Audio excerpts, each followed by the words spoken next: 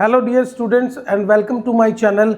आज हम बात करेंगे मिडवाइफरी और गायनेकोलॉजिकल के अंदर एक बहुत इंपॉर्टेंट टॉपिक की, जिसके अंदर हम करेंगे GPT-PAL असेसमेंट, जिसके अंदर टोटल प्रेगनेंसीज को कैसे गिना जाता है, टर्म को कैसे गिना जाता है, अबॉर्शंस क्या होते हैं, ठीक है जी, और क्या वो नॉर्मल टर्म्स हैं जो मिडवाइफरी और गायनेक के अंदर हमें day to day case studies के अंदर देखने को मिलती है।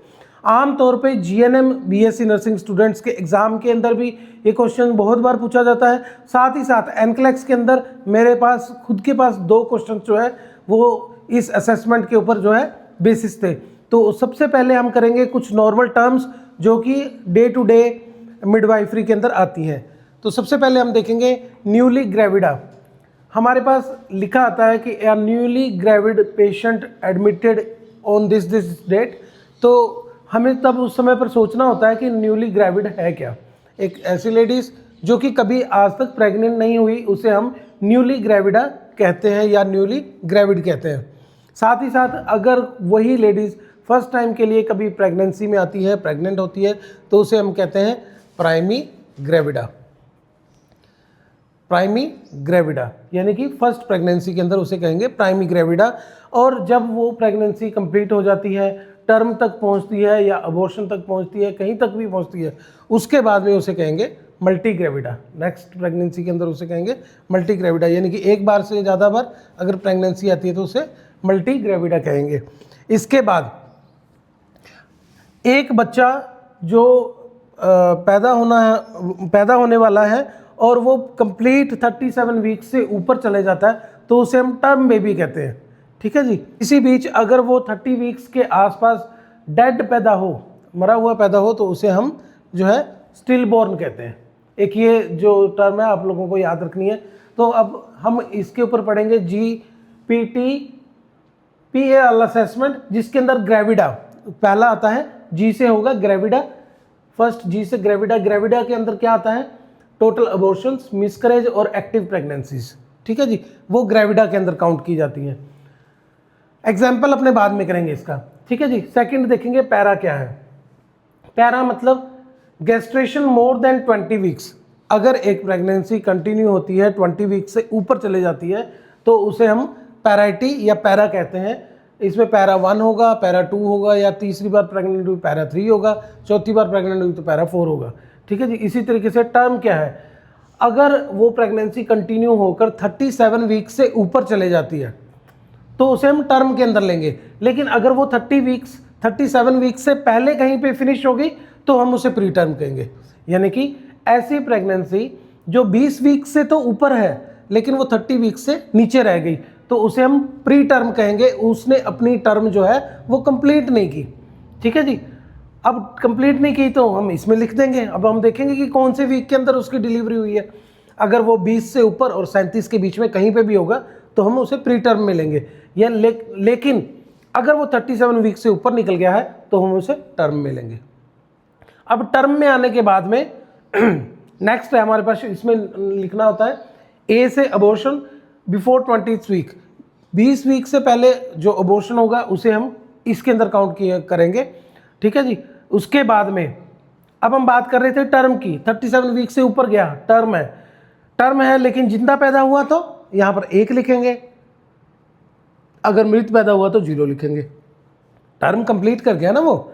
टर्म कंप्लीट करने के बाद में अगर वो जीवित पैदा हुआ तो हम 1 लिखेंगे, अगर 2 बच्चे जीवित है उसके तो 2 लिखेंगे, यहाँ 3 बच्चे जीवित है तो 3 लिखेंगे। लेकिन एक ही बार में अगर 2 बच्चे पैदा होते हैं, यानी कि अगर ट्विंस या 4 बच्चे या 5 बच्चे एक साथ पैदा होते हैं तो यहाँ पर लिविंग चिल्ड्रन के अंदर 1 ही मार्क किया जाएगा।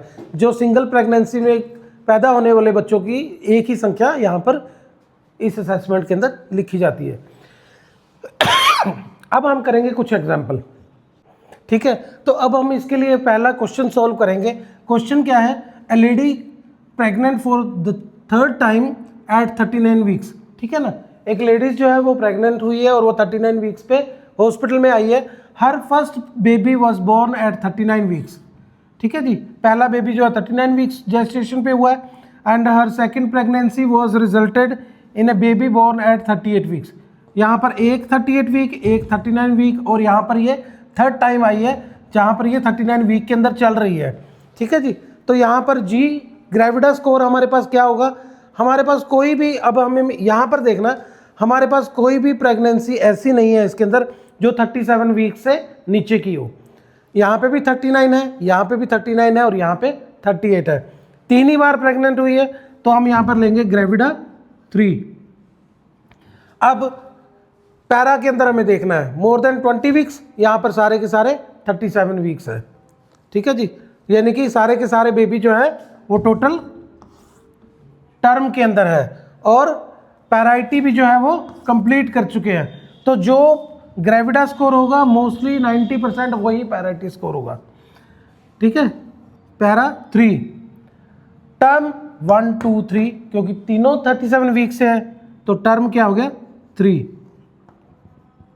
ठीक है जी, अब इसने पूछा है इसमें कोई प्री टर्म तो नहीं था, नहीं, यहाँ पर कोई भी प्री टर्म नहीं था, सारे 37 वीक से ऊपर है, तो प्री टर्म के अंदर हम लिखेंगे 0।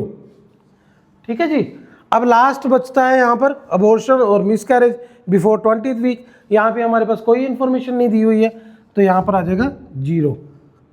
अब यहाँ पर 39 वीक्स में एक बेबी बॉय या बेबी गर्ल हुई है, यहाँ पे 38 वीक्स पे एक बेबी बॉय या बेबी गर्ल हुई है और थर्ड टाइम ये प्रेग्नेंट है, तो यहाँ पर एल स्कोर क्या होगा 2। ठीक है जी, तो यहाँ पर लाइव बच्चों का जो स्कोर होगा वो 2 होगा, क्योंकि थर्ड वन अभी पैदा नहीं हुआ है। जब वो पैदा हो जाएगा तो एल स्कोर यहाँ पर +1 होके ये हो जाएगा 3। ठीक है जी, इस तरीके से हम इस असेसमेंट को करते हैं। और एक बहुत इंपॉर्टेंट बात साथ ही साथ एक और है जिसमें हम काउंट करना सीखेंगे कि कैसे एलएमपी से हम एक्सपेक्टेड डेट ऑफ डिलीवरी जो है वो चेक करते हैं। ठीक है जी, हम एक एग्जांपल लेते हैं, मान लीजिए 1 अप्रैल 2026 को एक लेडीज है जिसका एलएमपी डेट ये आई है। अब कुछ बच्चे पूछेंगे एलएमपी क्या होता है सर। ठीक है जी, एलएमपी होता है लास्ट मेंस्ट्रुअल पीरियड की दिनांक, जिस डेट को लास्ट मेंस्ट्रुअल, जो भी उसका लास्ट मेंस्ट्रुअल शुरू हुआ था, फॉर एग्जांपल 1 अप्रैल को शुरू हुआ था, शायद वो 5 अप्रैल या 6 अप्रैल तक चला होगा। ठीक है जी, तो उसका फर्स्ट डे लेंगे हम, 1 अप्रैल को उसकी लास्ट जो है वो पीरियड आया था, तो 1 अप्रैल, इसके अंदर हम ऐड करेंगे 7 डेज प्लस मंथ में ऐड करेंगे 9 मंथ्स, तो यहाँ पर 1 अप्रैल का हो जाएगा 7 अप्रैल। मंथ कौन सा था, अप्रैल, तो अप्रैल के अंदर अब हम 9 मंथ्स जोड़ेंगे, तो मई, अप्रैल के बाद मई, जून, जुलाई, अगस्त, सितंबर, अक्टूबर, नवंबर, दिसंबर, जनवरी, यहाँ पर हमने 9 मंथ्स जोड़े, तो ये हो गया 7 जनवरी। ईयर कौन सा हो जाएगा, यहाँ पे 26 था, या जनवरी महीना आ गया तो आ गया 2027। ये होगा इसका expected date of delivery, EDD. इसी फार्मूला से हम ईडीडीज निकाल सकते हैं। आपको मैं एक एग्जांपल और करके देता हूँ, जैसे मान लीजिए 15 सितंबर 2026 को ये है एलएमपी, लास्ट मेंस्ट्रुअल पीरियड की डेट है। आप लोग कमेंट में लिखिए कि इसकी जो है वो ईडीडी क्या आएगी, मैं आपके लिए कर भी देता हूँ।